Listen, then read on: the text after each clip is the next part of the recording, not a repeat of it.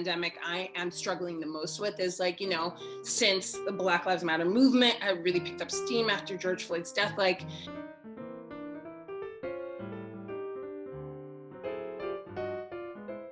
this push for people to hire people of color more in their theaters has really gotten a real surge lately that, we are having to figure out how to not say yes to everything. Like Yeah. I should only speak for myself, but like I'm having a real problem about saying yes to everything and being booked for 12 things at the same time. It's always feast or famine. And during the pandemic, it was such a famine time that it's like, well, I'm going to say yes to everything because like I just need all the things and I don't know what's actually going to work out. And in saying yes to everything, I'm saying yes to too many things and I'm leaving no time for self-care. And I'm also like stressed because I'm getting momentum. So it's like, I got to take all these things because it's all great. It's like, oh, it's too much. We have to be very, very careful, as you say, to make sure that we look out for us first, because if we don't look out for us, nobody else is looking out for us. As you say, it's feast or famine, and I'll speak for myself. Part of the reason why I say yes to everything is because there is this unfortunate reality in our business that you are forgettable. P.S. Nobody's forgettable. It's not replaceable. That's not the thing. It's like, what are you doing right now? You're trying to stay in the game because this is a very visual medium. So if we look at it from a place of lack, we Yeah. tend to as you say, book ourselves. And Overwhelm, overextend. I think that we all understand it. And I think that all actors face it. But I think right now, a Black woman is really in the thick of it because all the opportunities are here. And it's Black History Month, so all the opportunities are now, which is something that frustrates me as an actor, as a creator, as a Black woman. Like, why do all the opportunities have to happen in February? Like, can we not spread that out? Black History Month is every month. I'm living it currently. I get a little frustrated with like being inundated at this time of the year because it's like that's the promotional time to have Black people, come out and do their thing. Black Lives Matter has opened this door for us right now that we are working a lot and there's a lot of opportunities. That sense of like, let me grab all the opportunities just in case they go away again, and like let me get wedged into that fucking system so that I'm in there when those doors inevitably, hopefully not, but inevitably shift again, Shift, yeah, pivot. Like again, not that they'll close, they just shift. I keep saying the Black Lives Matter movement has always been there. The Yes, reason why it took momentum is because people were home. It's the only reason, in my humble 100%, opinion, that 100%. it took full grasp of the entire Had world time to see it, to to see listen, it, to watch it, to witness it. because I've been Black my whole life. So I've been seeing this. This is not new. Yeah. This is what is happening currently today in 2021. Somewhere this is happening to somebody. Oh yeah. Also, these people, like, they're not going to magically become Unracist unracist. or Like, microaggression.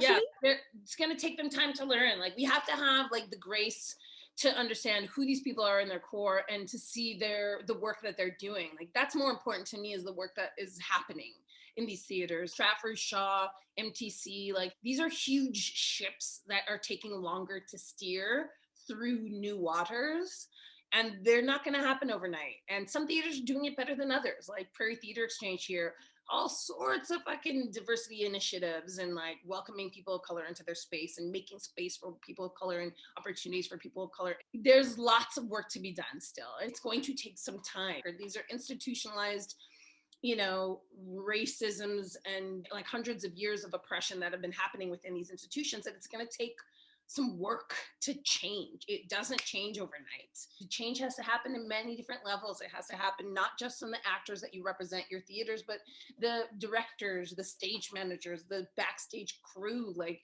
the people in the office. Like, it takes a lot to change that, and you have to be committed to it. And we will see who is doing the work and who is not doing the work. I hope for all the theaters that I love that they are going to do that work, and I'm here to work with them to do that. We all need to be a part of this, and not that we're all trained to do EDI work, but George Floyd's death was the first time that my advocacy met my art. And I don't think my advocacy ever met my art in the way that it has today, or since George Floyd. And I'm grateful for that. I want to do the work and I want to be part of the change of these institutions. And I see these great women like Kim Rampersad and Wayne and Mumbi and all the incredible Black artists who are leaders and who are leading. And I want to be them. I want to be a leader in my community. And I see that that is something that I'm definitely working towards. And I'm excited to be a part of the change. I'm also mentoring the grad class at NTS right now. And they are fierce and phenomenal, and they give me so much life. And I had a Black student say to me, Cherissa, I wonder, like, are we allowed to fail? And I was like, good question, dude. I'm not sure. Some spaces maybe, some spaces not. Well, and on that note, what's the best advice you've ever been given and by whom? And do you have any advice for our viewers? I think just ask for what you want. Don't wait for it to come to you. There was a Black artist doing a talk for a Black Winnipeg film group, and she said, the work you're doing is not for yourself. It's for the future generations. So go out there and do it. If you're doing it for yourself, it's not going to come to you. But if you're doing it to make the world a better place and for Black actors, further generations of Black actors to come up in a better world than you are, then you're doing the right work. I remember like people like Janet Sears, an incredible Black actor, like artists in Toronto, saying, write your own stories. Nobody's going to write your stories for you. Write your own stories. And it took me a long time to find my voice, but I'm starting to do that. Mumbi approached me to write a play for 21 Black Futures, and I've been delving into playwriting, but that was a real challenge. And I'm really excited to see what's happening over there. And this 21 Black Futures initiative and the thing that's happening in CBC, they've had the first 2 seasons now, and it's just like, yes, come up through Black excellence. And what's the name of yours? Mine is called Omega Child, starring Emma Jade Sims, and Audrey Zena Mendiela directed it. It's the last one on the docket. And I've been excited to see all the work that's been happening so far. And I'm so pumped to be able to see mine. I haven't seen it yet. And everybody else's. It's been a real treat to join this community and find my inner writer and really start massaging who that is. I've been mentoring a lot of students at NTS and then here at home in university theater programs here. And I keep telling these kids, don't wait for people to allow you to do your work. Go out there and do it. There's opportunities you want, ask for them. Because all that they can say is no, but what if they say yes? I've been spending the last 5 years of my career as a director seeking out those opportunities. And, if I had waited for those opportunities to come to me, they would not have happened. I'm a better actor after I've directed, and I'm a better director after I've acted. And that just speaks to like being in the industry in some way, having your foot in there. Like a young Black actor that I mentor here in Winnipeg, Melissa Langdon, she is incredible. Like here she is just at the beginning of her actor journey, and she just got a grant to be an associate artistic director, shadow the artistic team at MTC. It's just gorgeous to see these young people of color just fucking advocating for themselves and going out there and claiming space, having the strength and the power, the guts to go out there and claim what they want. That inspires me every single day I see something like that happen. I'm like, yes, yes, yes, yes, yes. Part of the joy for me of doing this is getting to talk with my friends. It is so good to talk to you. Oh my God. Beautiful, Cherissa. I'm so grateful for you to come on my show. I know how busy you are, and so I'm so grateful that you took the time to speak to me and our viewers and inspire more people, because you're already inspirational in all the work that you're doing and continue to do. And thank you so, so, so very, very much. Thank you. It's been awesome. Thank you. I love you so much. I love you too.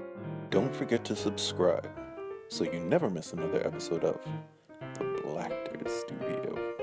And I love mentoring young Black youths in this industry. Black and students of color in this city that I've been in contact with that are just, they thrill me and they teach me. Somebody told me this, mentors need mentees. If you as a mentor don't have a number of mentees yourself, you're not learning and you're not doing the work. And it's true. It's true. I think that that's really important to like not only be teaching, but also be learning, absorbing.